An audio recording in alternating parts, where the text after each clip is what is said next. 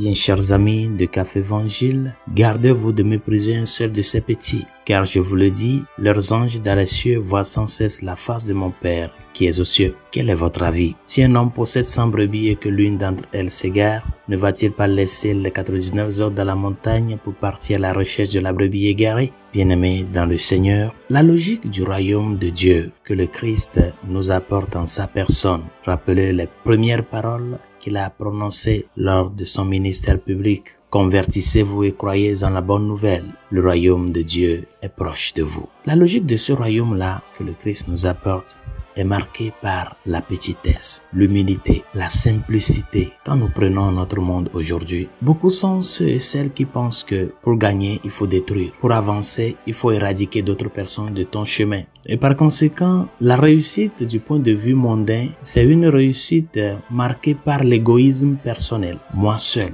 Un égoïsme qui peut t'amener même à détruire des personnes, à détruire des vies. Un égoïsme qui est marqué par la recherche de moi et non de nous. Et nous le voyons dans nos pays, dans nos instances dirigeantes. Combien souffrent sous le poids de la pauvreté, qui n'arrivent pas à joindre les deux bouts, mais qui luttent au jour le jour. Mais ceux qui sont au devant de ces nations-là sont dans l'abondance et n'ont aucune préoccupation pour cette classe-là, qui est la majoritaire et qui souffre. Il n'y a pas ce sens de pensée au nous, aux tout petits.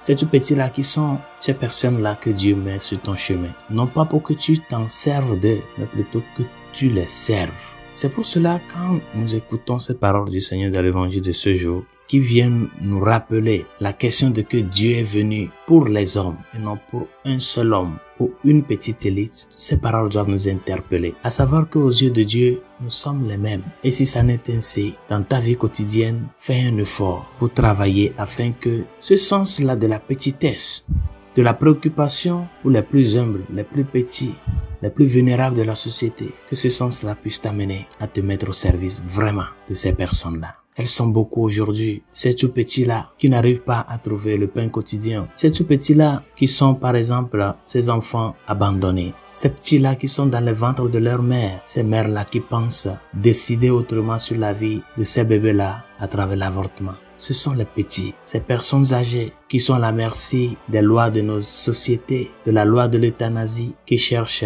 à décider sur la vie des personnes âgées au détriment de Dieu qui est le donneur de toute vie. Ces jeunes-là qui ne trouvent pas du travail après avoir passé leurs années des études, qui sont dans le chômage, alors que d'autres sont avec 2 ou 3 fonctions. Ce sont les petits auxquels le Seigneur te dit, pense à eux. Ayons le sens de pouvoir tendre la main à l'unique brebis là égarée, comme le Christ l'a fait pour toi. Ne nous alignons pas derrière la masse.